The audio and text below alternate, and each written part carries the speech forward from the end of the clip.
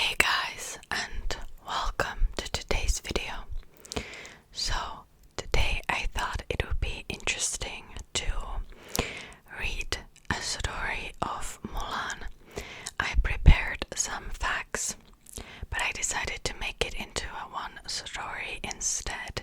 We're going to talk about the real Mulan, or at least the version that people think that existed, the history behind it, everything. And we'll also read a little excerpt from the ballad, the original ballad, in English. I do not speak Chinese, sadly, so let's begin. Hua Mulan was a Chinese warrior woman.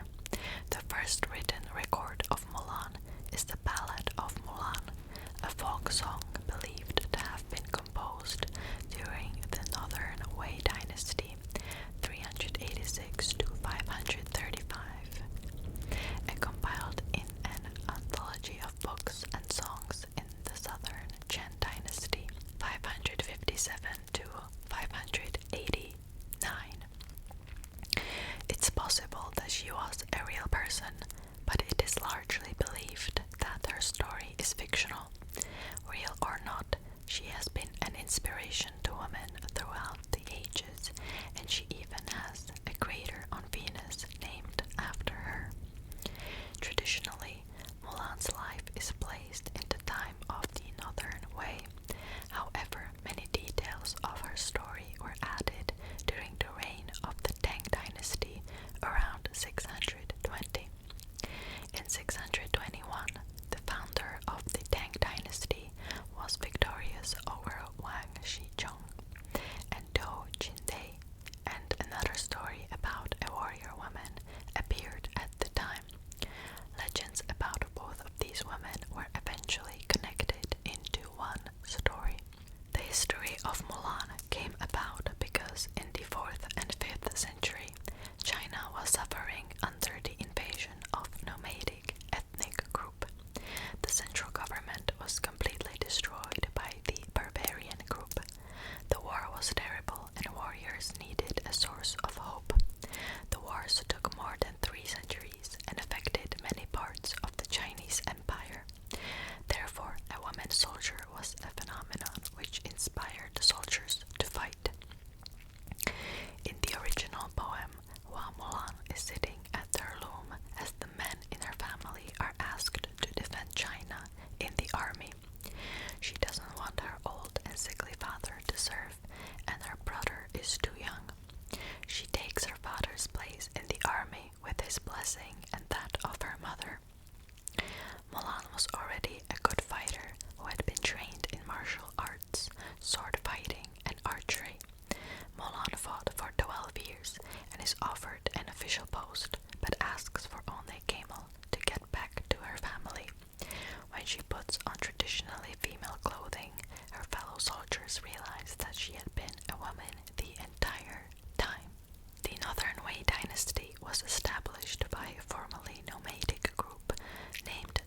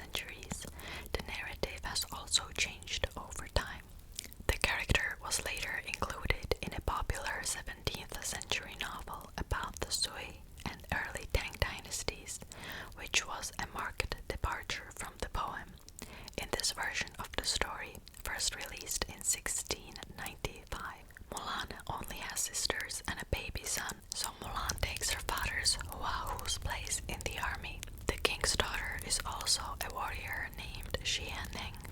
She is thrilled to find out that Mulan is a woman who fights as well, and she becomes Mulan's bond sister. Sadly, in this version of the story, the king is taken down and the sisters surrender and offer to be put to death instead of the condemned men.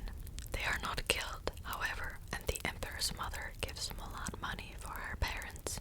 Her father has died in her absence, and her mother has remarried.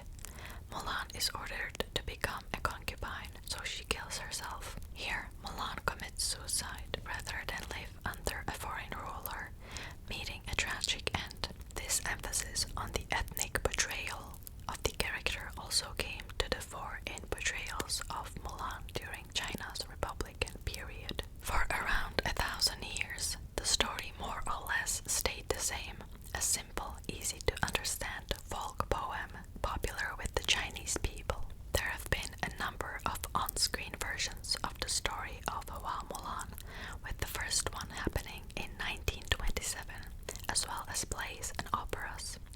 Driven by China's active moving picture industry and the growing nationalism, several film adaptations of the story were produced in the 1920s and 30s, the most successful being 1939's Mulan Joins the Army, made during the Japanese occupation of China.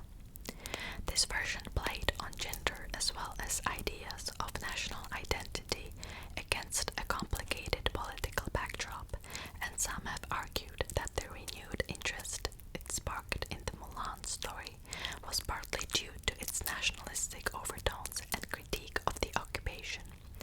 In addition to these funny scenes where Mulan is now dressing up in her guise as a male soldier, there's also a lot of playing on this idea of not just telling apart male from female, but telling apart a barbarian from a Chinese person. That becomes just as important, or maybe parallel, to the question of other people not being able to tell that she's a girl.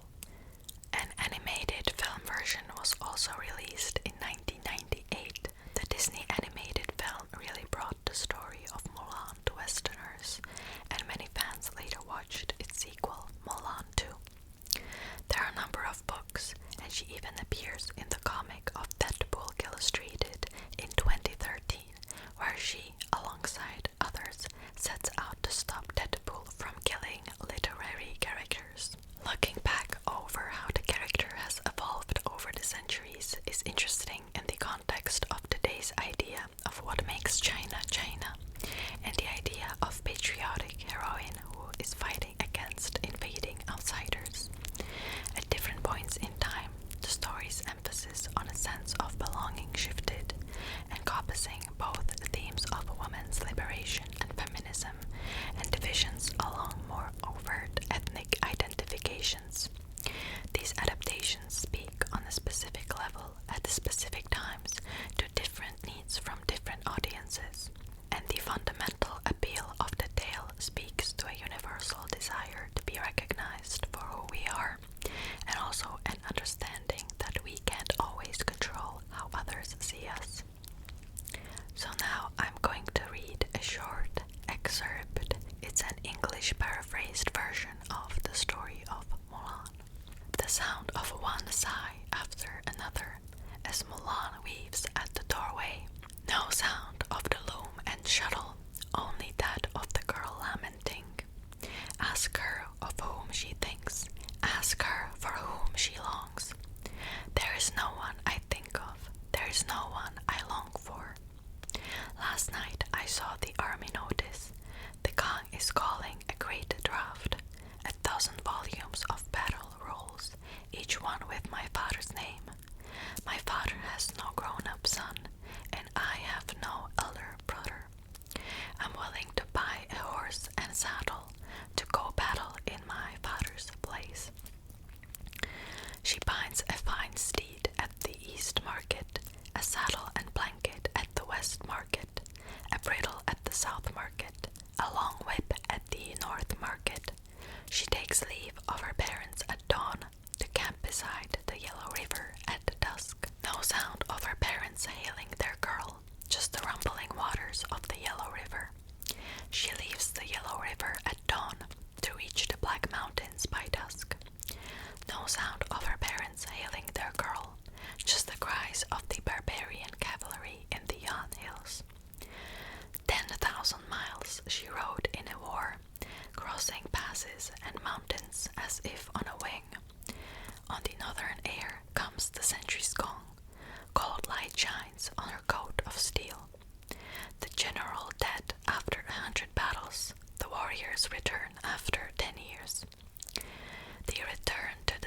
of heaven who sits in the hall of brilliance. The rolls of merit spin a dozen times, rewards in the hundreds and thousands. The Khan asks her what she desires. I've no need for the post of a gentleman official. I ask for the swiftest horse to carry me back to my hometown. Her parents, hearing their girl returns, out to the suburbs to welcome her back. Elder sister, hearing her sister returns, adjusts her rouge by the doorway. Little brother, hearing his sister returns, sharpens his knife for pigs and lamb. I open my east chamber door and sit on my west chamber bed. I take off my battle cloak and put on my old-time clothes.